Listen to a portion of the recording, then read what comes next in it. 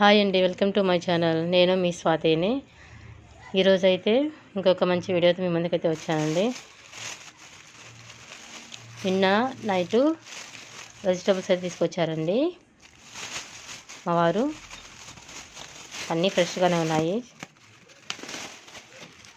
కొత్తిమీర, cabbage, cauliflower, పచ్చి అరటికాయలు, పచ్చిమిర్చి, బీన్స్, చిక్కుడు, బెండకాయలు, టమోటాలు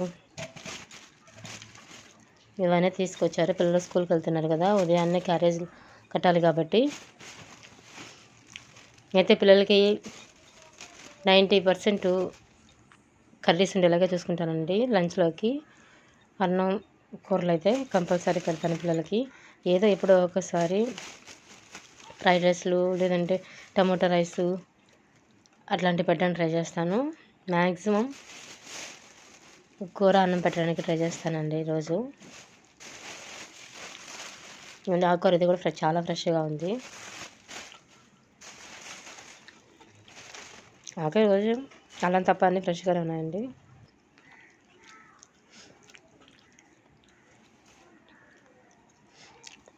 ఇది మొన్న నైట్ అండి. మళ్ళీ మార్నింగ్ వచ్చేసి పిల్లలకి క్యారేజ్ ఏర్పాటు చేసేసి స్కూల్కి పంపించాలి కాబట్టి అందుకని విడివిడిగా సపరేట్గా చేసి పెట్టుకోవాలని నేను పెట్టుకుంటున్నానండి. ఇది మరుసటి రోజు మార్నింగ్ అండి. అరటికాయ తాలింపు చేసి అలాగే టిఫిన్కి వచ్చి బ్రేక్ఫాస్ట్కి ఇడ్లీ అయితే ప్రిపేర్ చేశాను. అలాగే ఆకుకూర, టమోటా, మామిడికాయ అండి రైసు అలా ప్రిపేర్ చేసేసాను. వాళ్ళకి నచ్చిన గట్టయితే స్కూల్కి అయితే రెడీ చేసేసాను పిల్లల్ని. ఇంకా వాళ్ళు అయితే స్కూల్ టైం అయింది కాబట్టి స్కూల్కి వెళ్తున్నారు. నాకైతే బాగా చెప్పేసి వెళ్ళారండి.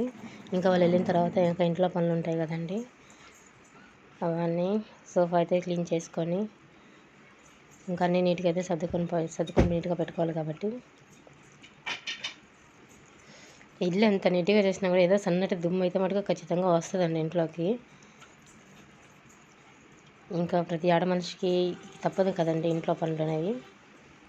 ఇంకా ఉదయాన్నే పిల్లల్ని స్కూల్కి పంపించేసి ఇంట్లో పనులన్నీ చకచకా చేసుకొని ఇంకేంటంటే స్నానం చేసి టిఫిన్ తిని మళ్ళీ మధ్యాహ్నం కూడా అన్నం సరిపోకపోతే మళ్ళీ వండుకోవడం.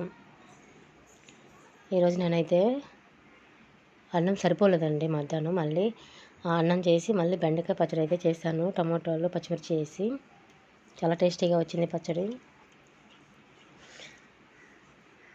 ప్రతి పెళ్ళైన ఆడదానికి ఇంట్లో పని తప్పక చేసుకోవాలండి.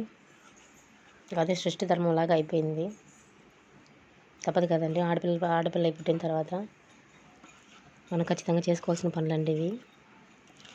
ఇంటిని నీట్గా పెట్టుకోవడం, ఇల్లు చక్కదిద్దుకోవడం అనేది ప్రతి ఒక్క ఇల్లాలు చేయాల్సిన పని.